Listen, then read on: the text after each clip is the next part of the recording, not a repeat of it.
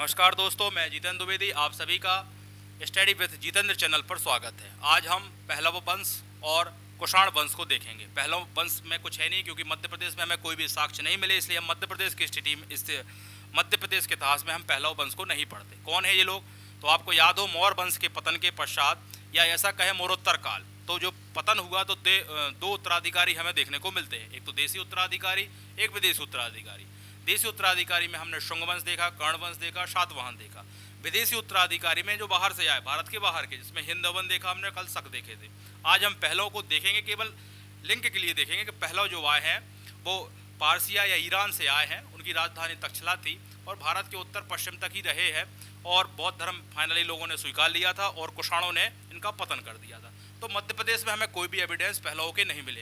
Heading पर डली है केवल आपको लिंक याद करने के लिए, तो हम इसमें लिख देंगे मध्य प्रदेश में हमें कोई भी ऐतिहासिक साक्ष्य नहीं मिले हैं, या इसके कोई भी हमें एविडेंस नहीं मिले।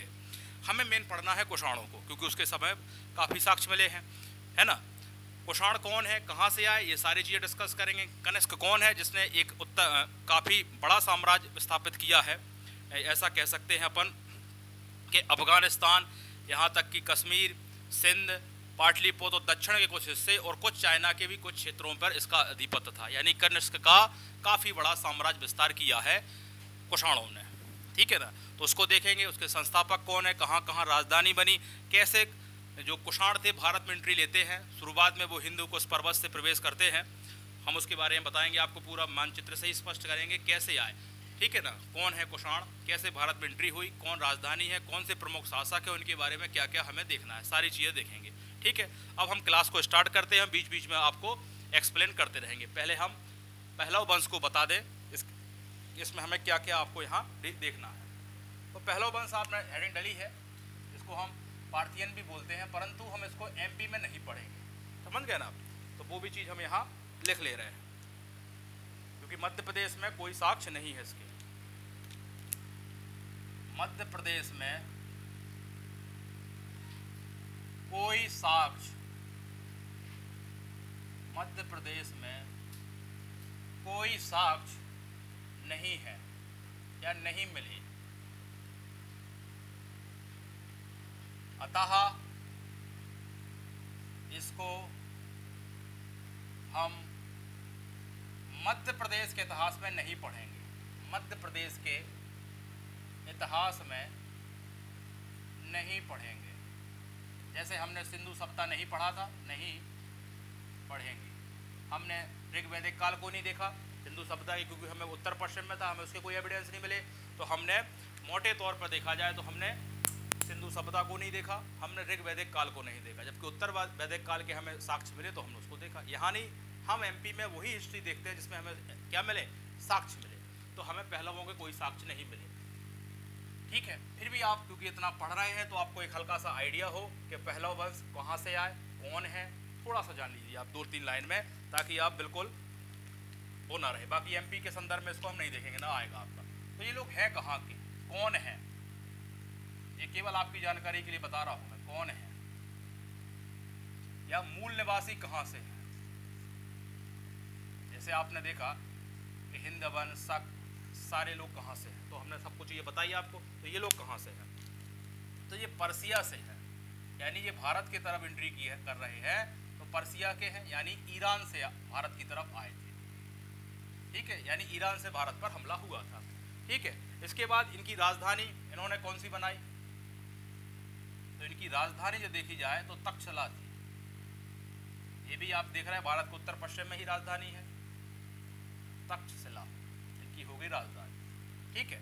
और इनके शासकों में देखा जाए, प्रमुख शासकों में 3 ही हम ज़्यादातर देखते हैं, ठीक है ना। जो पहले स्टार्ट में हुए, जैसे माउस हुआ, ठीक है। यहाँ लिख लें आप प्रमुख शासक। अब थोड़ा सा देख ही लें आप इस वाली स्लाइड पर, प्रमुख शासक।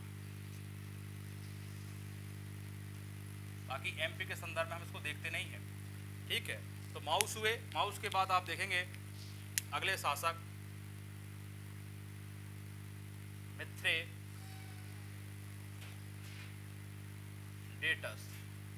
भारत में इस वंश को लाने का श्रेय जाता है, भारत के, ऐसा लिख सकते हैं अपन, भारत में संस्थापक रहे, मतलब भारत में एंट्री इसके काल में हुई। अब इस काल में जो महत्वपूर्ण शासक है जिसको लोग जानते हैं उसका नाम है गोंडोफनीज। गोंडोफनीजी, ठीक है, ये इसमें सबसे शक्तिशाली यही था।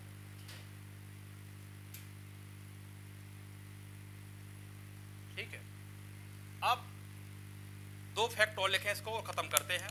दो फैक्ट कौन से, यहां हम लिखा दे रहे हैं आपको। पहला फैक्ट ये लिखें कि इन लोगों ने बौद्ध धर्म स्वीकार लिया था।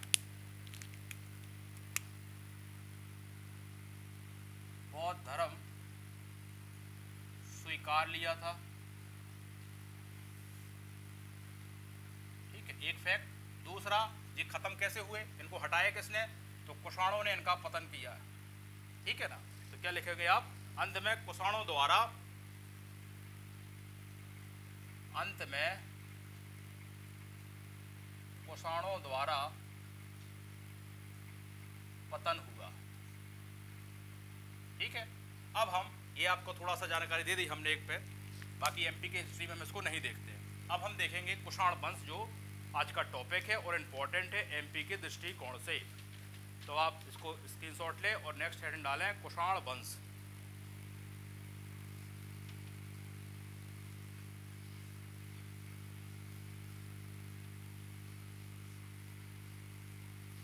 अब आप रीजन भी समझ गए हैं, इसका प्रभाव कहाँ तक आपको दिख रहा है, भारत के उत्तर पश्चिम में भी दिख रहा है, और पीछे से कुषाण आ रहे हैं, उन्होंने इनको ही पूरा मिटा दिया है साम्राज्य।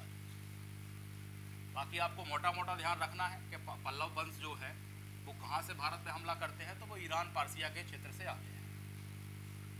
अब आते हैं आज के इम्पोर्टेंट टॉपिक पर, कुषाण वंश। ये अंतिम विदेशी है जो भारत में आता है, इसके बाद गुप्त काल चालू हो जाता है। कुषाण वंश, ठीक है। इसको समझने के लिए भी आप थोड़ा सा बैकग्राउंड पे चलें, पृष्ठभूमि देखें इसकी पहले। देखिए, तो कल आपको हमने मानचित्र में बताया था ये क्या है, ये कैस्पियन सी है, ठीक है ना, कैस्पियन सी है, और यहां आपको एक अरल सागर देखने को मिल रहा था, इसको हम अरल सी बोल दे रहे हैं, ठीक है। और यहां आपका भारत है,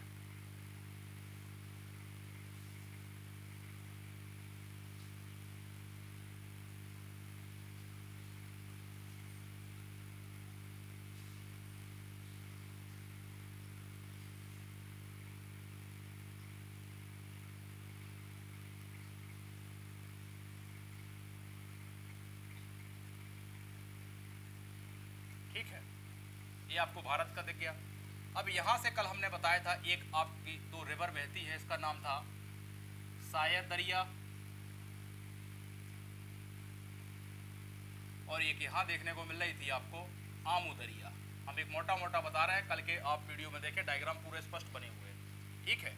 ये दो रिवर है, ये उज्बेकिस्तान है, तो आपको पता हो यहाँ शक निवास करते थे उस जमाने में, और ऊपर से हमला यानी कजाकिस्तान या ऐसा कहे कि पश्चिम चीन से जो हमला हो रहा था वो यूची जनजाति द्वारा हो रहा था।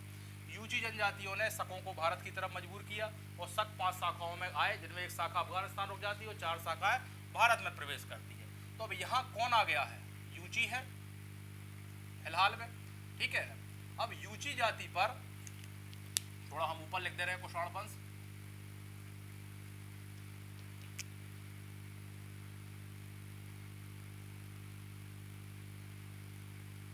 अब यहाँ एक दूसरी जनजाति है जिसका नाम बोलते हैं हम, कई बार इसको हम बोल सकते हैं हिंगू जाति,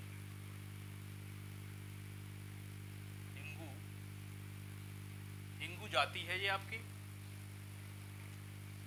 जिसको आप मोटे, जो आपने हिंगू जाति तो नहीं जानते होंगे, पर आपने हूण जरूर सुने होंगे, गुप्त काल में, स्कंद गुप्त काल में हूणों का हमला होता है। तो ये हमला करते हैं अब इस पर, यूची जाति पर, जहाँ पहले शक थे, जबकि पहले शक कहाँ थे, शक तो यहीं थे, यूची कहाँ थी, या आपका ये पूरा जो वेस्टर्न चाइना है पूरा, यानी पश्चिमी चाइना वाले रीजन से थे, तो वो यहाँ आ चुके थे, यानी पूरे रेंज में है। पर यहीं इसके पास एक हुंग जाति आती हूँ, वो हमला करती है यूची जनजाति पर, ठीक है।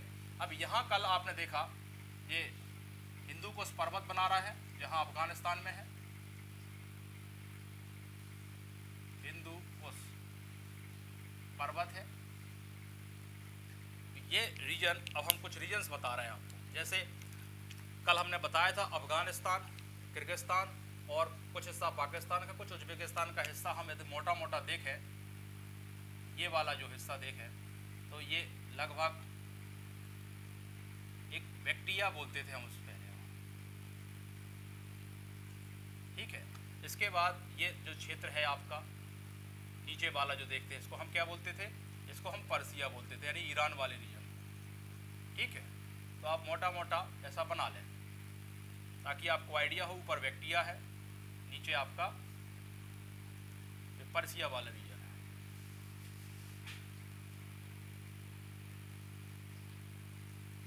ठीक है।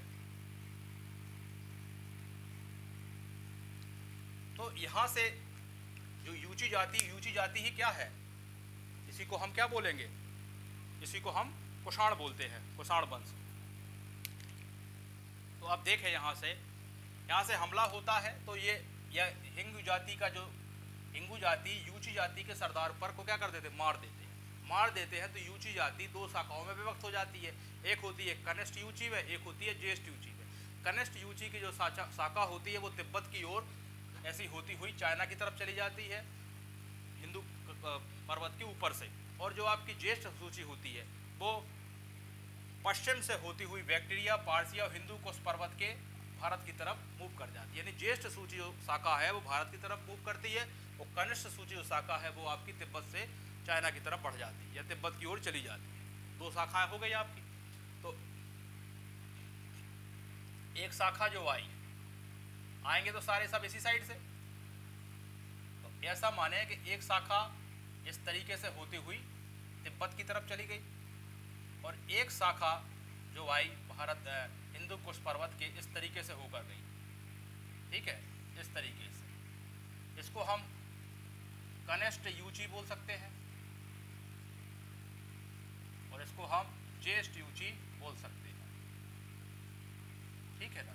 और इनकी जो राजधानी रही पाकिस्तान के पेशावर में रही एक, और एक राजधानी इन्होंने मथुरा में बनाई भारत में, ठीक है।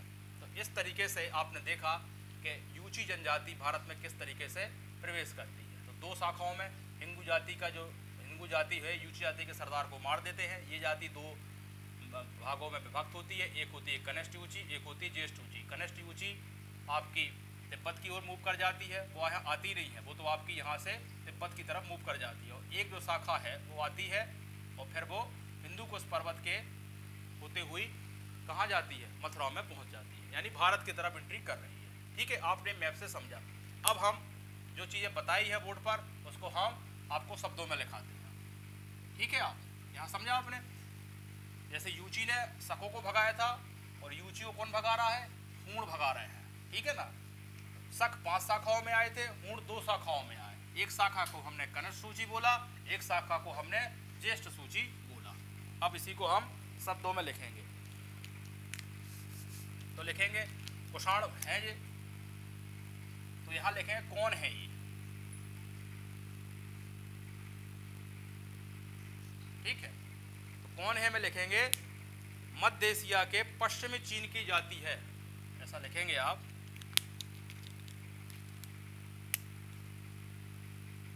मध्य ऐसा लिखेंगे, ऐसे कुषाण से लिखें आप, कुषाण, क्योंकि इनको ही कुषाण बोल रहे हैं, कुषाण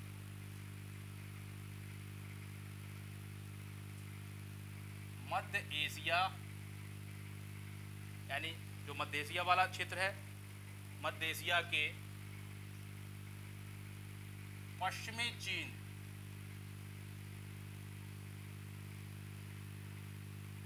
पश्चिमी चीन की यूची जाति है, पश्चिमी चीन की यूची जाति है, ठीक है। ये हो गए कौन है ये, अब आपको स्पष्ट हो गया। इसके बाद ये भारत में कैसे प्रवेश लेते हैं, तो इसकी कहानी ले आप। इनके पड़ोसी कबीले, इनके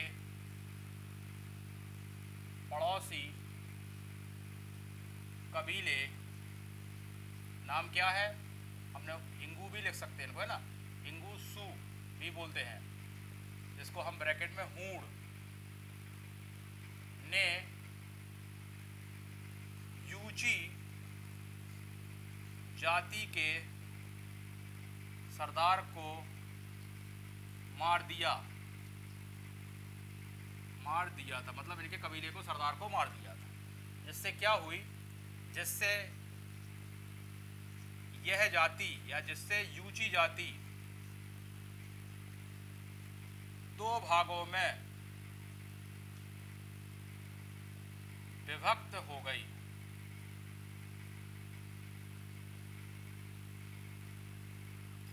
ठीक है, पहली का नाम क्या है, दो भागों में क्या हो गई, विभक्त हो गई। पहली का नाम हो गया कनिष्ठ यूची और दूसरी का नाम हो गया ज्येष्ठ यूची।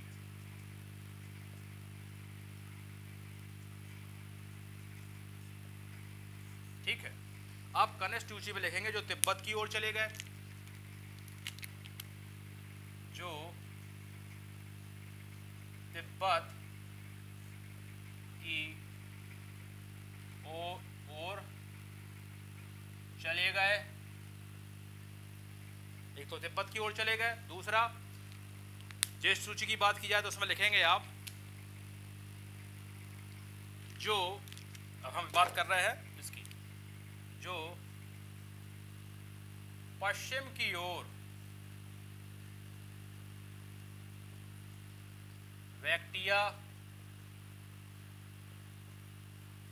अफगानिस्तान, अब वैक्टिया से के बाद कहाँ गई, पारसिया यानी ईरान, पारसिया होते हुए अफगान स्थान के हिंदू कुश पर्वत से होती हुई भारत में आई या प्रवेश हुई। ठीक है, तो आपने ये पृष्ठभूमि में जो जाना सारी चीजें, पहले मैप से जाना कि जहां अरल सागर में, जहां सायर दरिया, आमू दरिया में जहां शक निवास करते थे, शकों पर हमला यूची ने किया था। यूची मुख्ता कहाँ से थे, पश्चिमी चीन या मध्य एशिया या कजाकिस्तान कह सकते हैं अपन, तो वहां से शक तो भगाए थे। अब शक की जगह कौन बचे, यूची ने पूरा कब्जा कर लिया। यूची पर हमला कौन करता, हूण करते हैं। हूण करते हैं, ये दो शाखाओं में भागते हैं, एक शाखा तिब्बत की तरफ जाती है, एक शाखा भारत की तरफ प्रवेश करती, हिंदू कुश पर्वत से होती हुई। ठीक है, यहां तक आपको चीजें स्पष्ट हुई।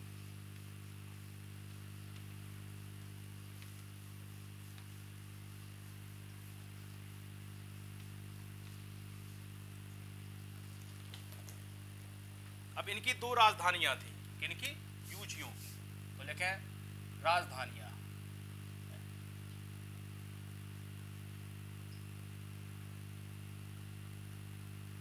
पहली राजधानी थी इनकी पेशावर, इसी को हम क्या बोल जाते हैं, पुरुषपुर, पाकिस्तान में है वर्तमान में। दूसरी शाखा आई इनकी मथुरा तक। अब किस तरीके से भारत में प्रवेश किया इन लोगों ने, वो हम प्रमुख शासकों में आपको और स्पष्ट रूप से समझाने का प्रयास करेंगे। तो अब अगली सब हेडिंग डालें, प्रमुख शासक। यहां तक सबको क्लियर हो रहा है, प्रमुख शासक। अब किस तरीके से ये भारत में एंट्री ले रहे हैं, अब उसको और स्पष्ट कर रहे हैं हम आपको। अभी तो आपने जाना इनका क्षेत्र मध्य एशिया है, अब हम इसको भारत में जो ज्येष्ठ सूची यूची की शाखा घुसी है, उसका जो पहला शासक आता है उसका नाम होता है कुजुल कडफिसेस, ये है संस्थापक। तो पहला तो लिखेंगे संस्थापक है ये। दूसरा फैक्ट लिखेंगे, इसने भारत के उत्तर पश्चिम में अफगानिस्तान के हिंदू कुश पर्वत पर पर्वत पर अधिकार कर लिया, यानी ये लोग कहां तक आ गए हैं, भारत में एंट्री कर चुके हैं, अधिकार कर लिया था। दूसरा फैक्ट लिखेंगे इस उपलक्ष्य में, या इसने ही यहां तांबे के सिक्के चलाए, इसने ही यहां तांबे के सिक्के चलवाए। ठीक है, तांबे के सिक्के से ऐसा है कि अभी इनकी स्थिति इकोनॉमिकल रूप से अच्छी नहीं है। आगे चलकर अगला शासक जो आएगा इसमें बिम कटफिसेस, वो सोने के सिक्के चलवाएगा। इससे आपको स्पष्ट हो जाएगा कि अब इनकी स्थिति कैसी हो रही है, स्ट्रांग हो रही है, क्योंकि अभी तो ये वहां से भाग कर आ रहे हैं, भारत की तरफ प्रवेश कर रहे हैं। ठीक है, अब दूसरा शासक लिखें, पुत्र है इसका, इसके बाद इसका पुत्र आएगा।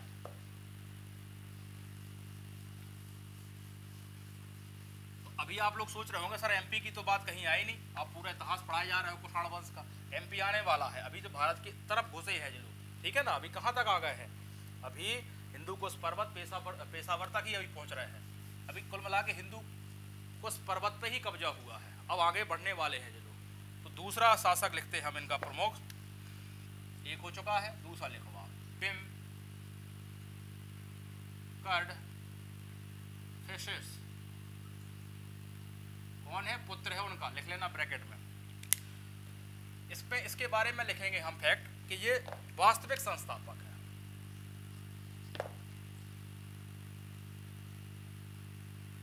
वास्तविक संस्थापक है। पहला फैक्ट देखा आपने कि ये क्या है, वास्तविक संस्थापक है। वो कौन थे, संस्थापक थे। अब ये वास्तविक संस्थापक है तो इन्होंने क्या किया, अब ये भारत की तरफ बढ़ रहे हैं, यानी पाकिस्तान से होते हुए आ रहे हैं। तो इन्होंने पंजाब पर अधिकार कर लिया। देखो, एक पश्चिमी पंजाब पाकिस्तान में है, पूर्वी पंजाब भारत में है, मेन हिस्सा असल पंजाब का जो हिस्सा देखा जाए पाकिस्तान में। तो पंजाब पर अधिकार कर लिया। अभी वो लोग हिंदू कुश तक आए हैं, इनके पहले वाले कर लिया। अब जब पंजाब पर अधिकार हो गया तो यानी पाकिस्तान आ चुके हैं ये लोग, तो यहाँ राजधानी किसको बना देंगे जी, अब पेशावर को बना लेंगे राजधानी। तो लिखेंगे यहाँ पंजाब पर अधिकार लिया और पेशावर, इसी को हम अभी क्या बोले थे, पुरस्पुर को, अभी मथुरा राजधानी नहीं बनी है, वो राजधानी बनाया। इनके बारे में जो हमें जानकारी मिलती है इसको हम साक्ष्य लिख लें हेडिंग में, कि जो हम ये बता रहे हैं चीजें इसका कहाँ प्रूफ है। तो है, लिखेंगे आप चीनी ग्रंथ है, चीनी ग्रंथ में, चीनी ग्रंथ का नाम लिखें आप इन्वर्टेड कोमा में, नाम है उसका हाउ हानसू, हाउ हानसू से ज्ञात होता है कि इन्होंने पंजाब जीता और पेशावर को क्या बनाया, राजधानी बनाया। अगला तथ्य लिखें, इन्होंने नियमित रूप से सोने के सिक्के चलाए। देखो अब स्थिति इनकी क्या हो गई, सुदृढ़ हो गई। अभी पंजाब वाला एरिया मिल चुका है ने, पाकिस्तान मिला है ने। नियमित रूप से सोने के सिक्के चलाए, सिक्के चलवाए। ठीक है, और देखें जो सिक्के हैं इन पर शिव का, नंदी का और त्रिशूल का अंकन है। ये जो विदेशी आए हैं, ये हमने शुरुआत में बताया था, इन्होंने जो यहीं के धर्म हैं इसी को क्या किया है, अपनाया हुआ है, अंकन है। ठीक है, और इसके एविडेंस हमें क्या एमपी में मिल रहे हैं, तो लिखेंगे इसके या इनके 44 सिक्के मिले हैं। कहाँ मिले हैं वो लिखेंगे ब्रैकेट में, क्योंकि हमें शहडोल में कुषाण वंश के 757 सिक्के मिले, उसमें से 44 तो हमें बिम कटफिसेस के मिल गए। तो बस इनके बारे में इतना ही जानना है हमें। ठीक है, अब अगला जो शासक आने वाला है, महान शासक आने वाला है, जिसके नाम पर ही हम पूरा कुषाण वंश पढ़ते हैं, कनिष्क। ठीक है, वो इसका ही पुत्र है। ठीक है ना, ये किसका पुत्र है? कुजुल कडफिसिस का, यानी सबके एक के बाद एक पुत्र ये भी आपको देखने को मिल रहे हैं। अब जो तीसरा शासक आने वाला है वो आने वाला है कनिष्क, और यहां लिख लें आप पुत्र है ये, ठीक है। कनिष्क का एक बारे में हम आपको बताने के पहले भीम कडफिस का पुत्र है, ये तो क्लियर हो ही चुका। एक हल्का सा मैप बताते हैं भारत का।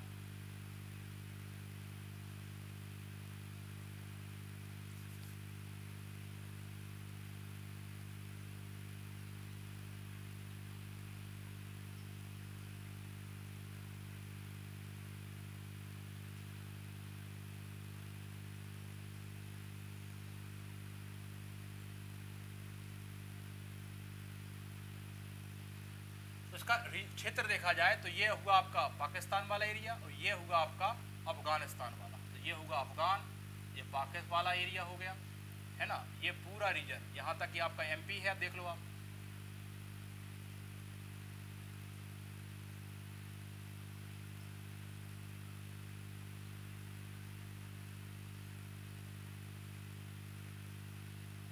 ठीक है, ये जो कनिष्क का रीजन की बात की जाए कि कनिष्क का शासन कहाँ तक था, तो कनिष्क ने या कुषाण वंश में ये पहला शासक हुआ जिसने साम्राज्य का विस्तार किया। तो पूरा पाकिस्तान इसके कंट्रोल में है, अफगानिस्तान है, ये कश्मीर वाला हिस्सा इसके पास है, ठीक है ना। यहाँ पाटलिपुत्र पर इसका अधिकार है और भारत के दक्षिण तक कुछ हिस्सा दक्षिण का भी है। तो इतना तो भारत की तरफ इसका अधिकार है। तो आप यहाँ लिखेंगे कनिष्क के बारे में, क्या लिखेंगे आप यहाँ? कनिष्क ने सर्वप्रथम विस्तृत साम्राज्य की स्थापना की। लिखेंगे कनिष्क ने सर्वप्रथम, जितने भी विदेशी आए उनमें सर्वप्रथम विस्तृत साम्राज्य की स्थापना की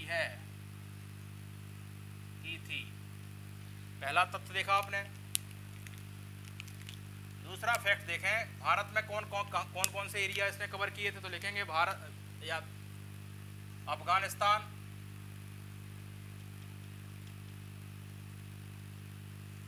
ये अफगानिस्तान, सिंध वाला एरिया, सिंध के बाद कश्मीर, है ना, पाटलिपुत्र जो मेजर हिस्सा, और इसके बाद दक्षिण के कुछ हिस्से, लगभग हम उत्तर भारत और उत्तर पूर्व तो कह ही सकते हैं, दक्षिण भारत के कुछ हिस्से, ठीक है। अगला तथ्य लिखें आप, चीन में भी इसका कुछ क्षेत्रों पर इसका नियंत्रण था। तो लिखेंगे चीन के कस्कर, है ना, कस्कर के बाद लिखेंगे आप खातान, यारकंद, खातान आदि क्षेत्रों पर नियंत्रण था, ठीक है। ये हो गया कनिष्क का बारे में। अब हम इसकी राजधानियां लिखेंगे, कौन कौन सी राजधानियां हैं। तो एक राजधानियां इसकी पेशावर है और एक राजधानी यहाँ मथुरा देखने को मिलेगी। तो यहाँ हेडिंग डाल लें आप, राजधानियां। तो आपने देखा इसके पिता ने जो राजधानी बनाई वो बनाई थी पेशावर, और इसने राजधानी कौन सी बनाई है? पेशावर तो है ही जहाँ की तहाँ। दूसरी राजधानी इसकी मथुरा आ गई है, यानी अब भारत में इसकी राजधानी आपको स्पष्ट रूप से देखने को मिलती है, ठीक है। एक उपाधि और लिख लें, बड़ी उपाधि है पर हम बाद में इसकी आपको बता देंगे याद करने की ट्रिक, क्योंकि इनके लोगों को या कनिष्क के राजाओं को देवपुत्र कहते थे। तो देवपुत्र तो आपको याद ही कर लेना है। इसके बाद सा दी सा हा का शाही, ये है इनकी। पूरा याद हो ना हो तो शुरू का देवपुत्र तो आप याद रखेंगे, ये हो गई उपाधि। अब इसको हम रब करते हैं और लिखते हैं मध्य प्रदेश में हमें कहाँ कहाँ एविडेंस मिले।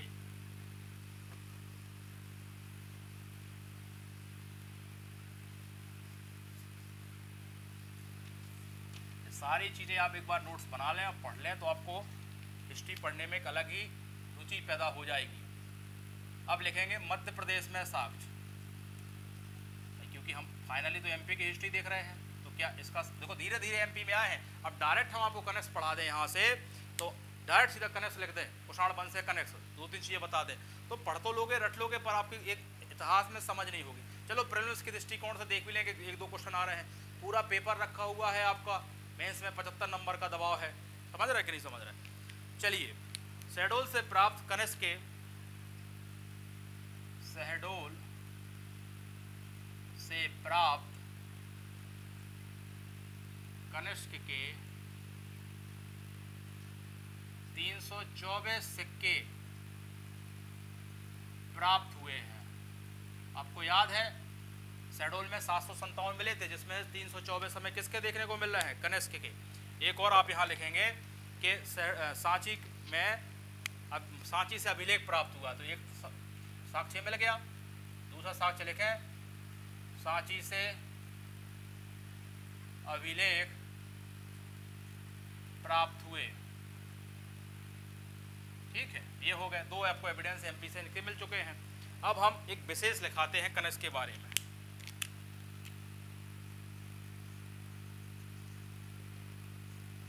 जिसको आपको जानना है, बहुत जरूरी है। तो लिखेंगे कनिष्क के द्वारा, कनिष्क के द्वारा एक संवत चलाया गया था 78 एडी में, 78 एडी में एक नवीन संवत की स्थापना हुई, संवत चलवाया था। अब इम्पोर्टेंट क्यों है, क्योंकि भारत का पंचांग इसी संवत के आधार पर बना है। तो लिखेंगे बाद में यही संवत भारत का राष्ट्रीय पंचांग है, बाद में यही संवत भारत का राष्ट्रीय पंचांग है, तो बड़ा इंपॉर्टेंट बन जाता। अब कनिष्क के बारे में कुछ और हम फैक्ट देखते हैं।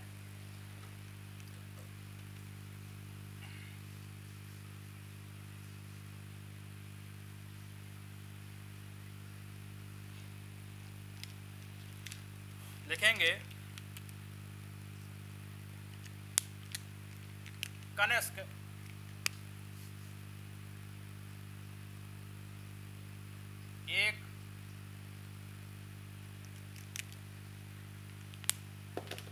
एक महान विजयी शासक के साथ एक अच्छा प्रशासक भी था, एक अच्छा प्रशासक भी था। ये क्यों कहा हमने, तो यहाँ लिखेंगे क्यों कहा, तो लिखें क्यों कहा हमने, ये बात बोली है तो इसको अभी हम प्रूफ भी करेंगे। इसके राज्य में एक भी विद्रोह नहीं हुआ, इसके राज्य में एक भी विद्रोह नहीं हुआ। अब क्या सबूत चाहिए आपको, विद्रोह नहीं हुआ। ठीक है, ये हो गया कनिष्क के बारे में। एक 2 पॉइंट और लिख लें, इसने बौद्ध धर्म का प्रचार भी करवाया था, तो लिखेंगे इसने बौद्ध धर्म के प्रसार के लिए या प्रचार के लिए इसने कहाँ किया, इसने चीन, जापान और तिब्बत में। ठीक है, जबकि एक नोट लिख लें आप, जबकि अशोक ने श्रीलंका, भारत के दक्षिण की तरफ आए, श्रीलंका, जावा, सुमित्रा, इंडोनेशिया और नेपाल, यानी नेपाल को उस समय भारत में ही रखते थे, तो ये अशोक का है, इसलिए लोग इसको अशोक द्वितीय की संज्ञा भी देते हैं। तो लिख लेंगे इसलिए कनिष्क को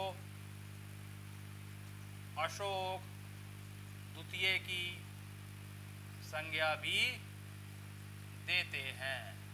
तो ये हो गए आपके महान अशोक कनिष्क हो गए आपके। अब हम इसके बाद 2-3 अन्य शासक आए हैं, उनको और देख ले रहे हैं। इंपॉर्टेंट नहीं है, केवल नाम भर लिखना है, तो हम लिखा दे रहे हैं आपको। बाकी उनके हाँ एविडेंस मिले हैं, जबलपुर में मिले हैं, कुछ के हरदा के मिले हैं, तो वो भी बताते हुए एक शासकों का क्रम बताते हुए खत्म कर देते हैं। देख लिया आपने। इसके बाद कनिष्क के बाद जो शासक हुए, कनिष्क के बाद शासक हमें देखने को मिलते हैं आपके जो है वशिष्ठ। इसके जो हमें एविडेंस मिले हैं वो मिले हैं हमें सांची अभिलेख से। सांची में इसका एक अभिलेख मिला है, सांची अभिलेख में इसका सबूत है। और जबलपुर से कह सकते हैं हम, जबलपुर के भेड़ाघाट से 2 मूर्ति लेख भी मिले हैं। जबलपुर के भेड़ाघाट से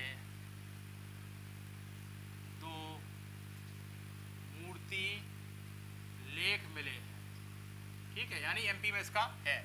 इसके बाद आपको मिलेंगे अगले शासक विक्स। इनके हरदा वगैरह में हमें क्या मिले हैं, एविडेंस मिले। हरदा और शहडोल में सिक्के मिले हैं, हरदा और शहडोल में सिक्के मिले हैं। इसके बाद हम देखेंगे कनिष्क द्वितीय आते हैं, ठीक है, इनके भी एविडेंस है। कनिष्क द्वितीय के बाद हमें मिलते हैं वासुदेव फर्स्ट, और वासुदेव के फर्स्ट के बाद मिलते हैं हमें कनिष्क तृतीय, और लास्ट या अंतिम शासक जिसको हम बोलते हैं, अंतिम शासक मिले हमें वासुदेव द्वितीय। तो आपको अंतिम तो याद रख लेना है, ठीक है। बाकी आप इसको भारतीय इतिहास में तो कुषाण वंश को और डिटेल से भी देखते हो, तो हमने फिलहाल अपने हिसाब से इसको काफ़ी डिटेल में आपको यहाँ पढ़ाया हुआ है। 2 फैक्ट्स और लिखते हुए ख़त्म करते हैं। कुषाण शासकों को देवपुत्र कहा जाता था। कुषाण शासकों को देवपुत्र कहा जाता था, इसलिए आपने उपाधि में भी देखा होगा। एक तथ्य और लिखे और खत्म करते हैं। कुषाण शासकों को, ठीक है, कुषाण में ऐसा लिखो, कुषाणों में मृत शासकों को, जो मर जाते हैं, मृत शासकों को मंदिर बनाकर शासकों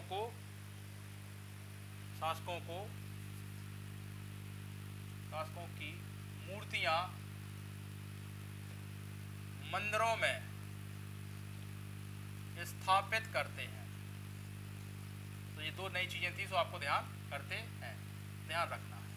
ये हुआ आपका कुषाण वंश यहाँ से कंप्लीट। अब अगला जो टॉपिक होगा वो गुप्त वंश पढ़ेंगे, यानी हमने मौर्योत्तर काल तक पूरा कंप्लीट कर ली है सारी चीजें, ठीक है ना। तो अगली क्लास हमारी गुप्त काल पर होगी। गुप्त काल के बाद हम गुप्तोत्तर काल देखेंगे, फिर कुछ मध्य प्रदेश में प्रमुख राजवंश हुए जैसे ओलिकर वंश वगैरह, तो उनको देखेंगे। यानी हिस्ट्री को हम पूरा एक क्रम से ही देख रहे हैं। आज के लिए धन्यवाद।